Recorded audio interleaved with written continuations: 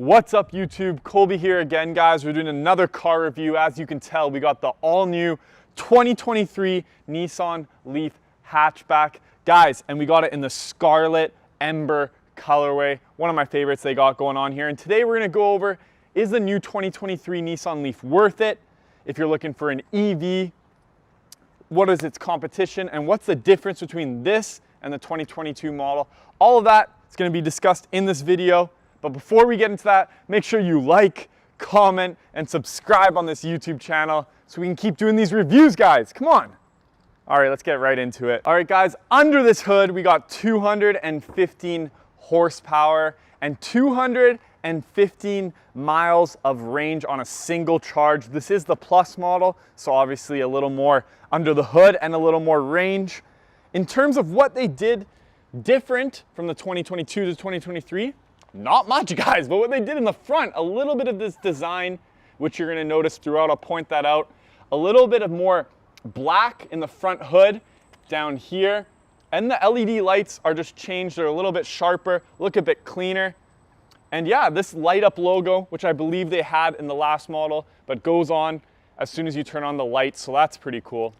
One cool aspect they have up here where you charge it is gonna be in this front hood, as you can tell. All you gotta do is hold this button right here. It says hold to charge, pretty simple.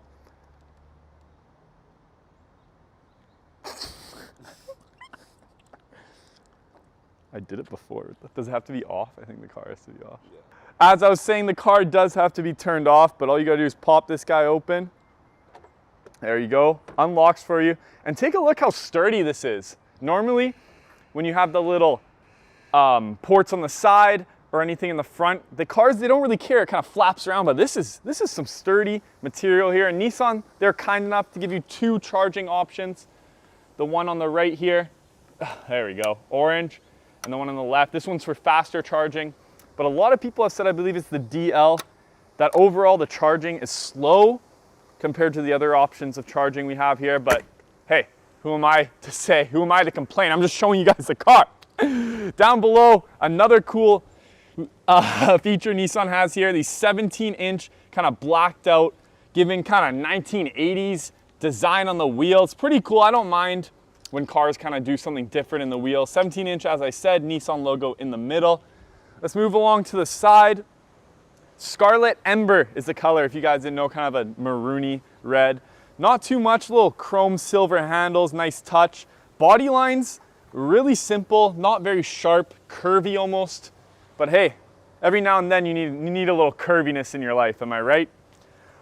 Overall, it is a hatchback, not too tall. As you can tell, I can see over all of the hoods. But if you're a short king, no problem, you won't be able to see over it like my friend Adam, but that's neither here nor there. We'll take a look in the back. I really like these brake lights Nissan kind of has, kind of iconic to their brand, a little bit slanted, obviously. In the back, you got your Leaf logo. I wish they could have done maybe an actual Leaf or something. They just got the lettering. The Nissan logo right there. And we want to flex on all those drivers behind you, saying you got the SL Plus, a little bit of more horsepower, a little more mileage. But yeah, guys, let's check out the trunk space. So you got to do this old-fashioned way. Open up. It is a hatchback. They do have the separator. Not a huge fan of that, but if you're stacking things up, obviously you need that. You can put all the seats down if you do need some extra space.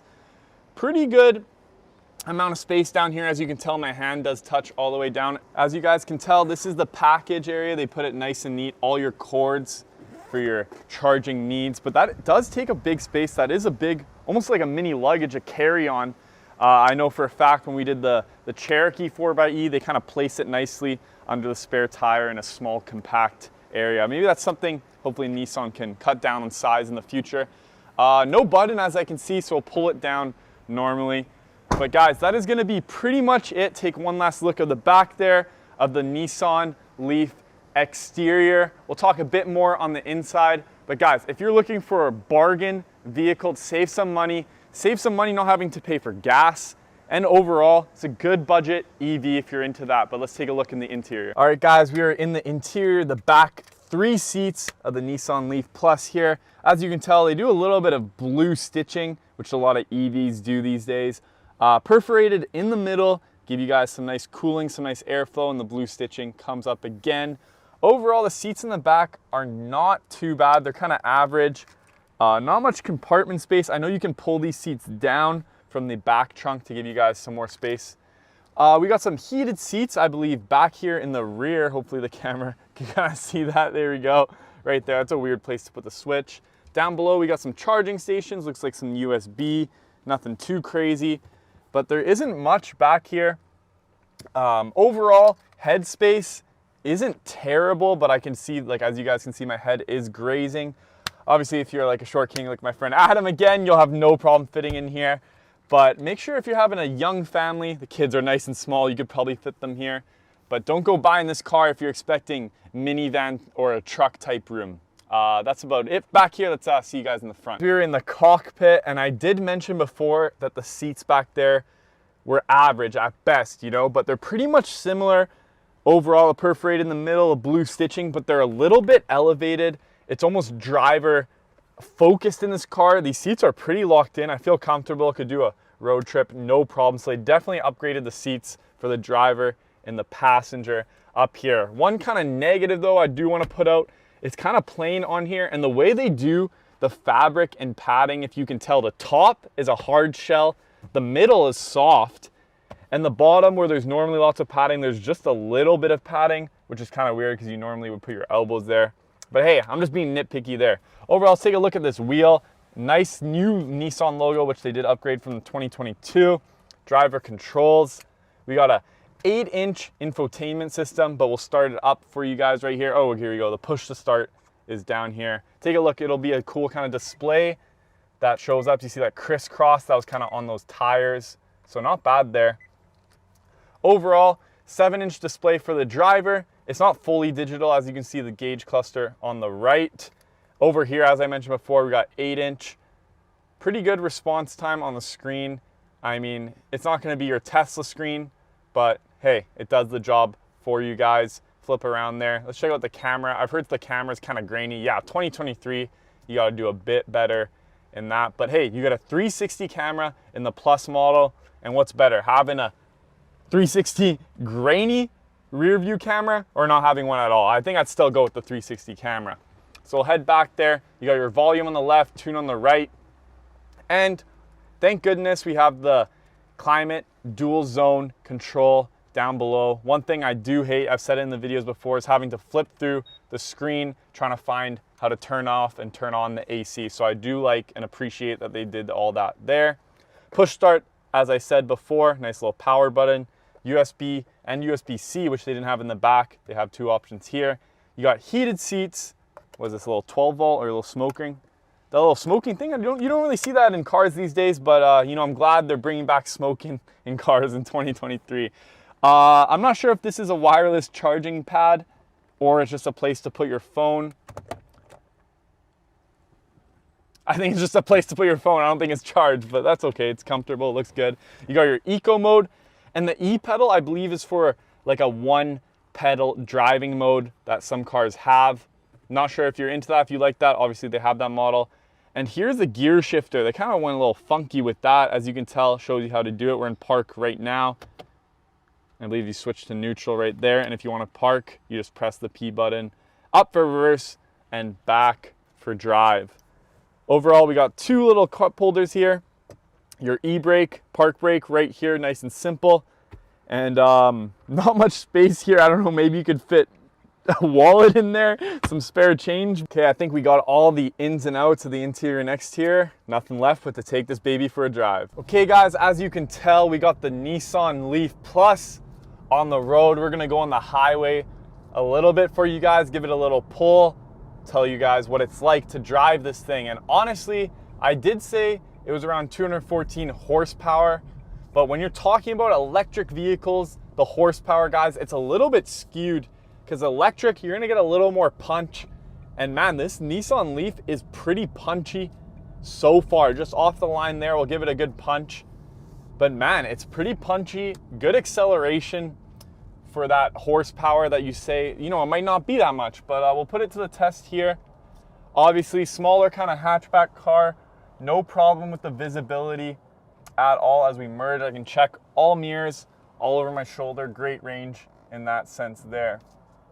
Here we go, guys. We'll go right after this car here. Give it a little punch. See, guys, it's not bad at all. A little bit surprising. Climbed up there pretty quick on the horsepower, on the kilometers per hour. Pretty comfortable ride, as I mentioned. The seats, way more comfortable in the front, feel locked in. Huge stickler for the vibe, the feel of the cockpit. But this car is for drivers. Obviously, the back seats, not much room back there.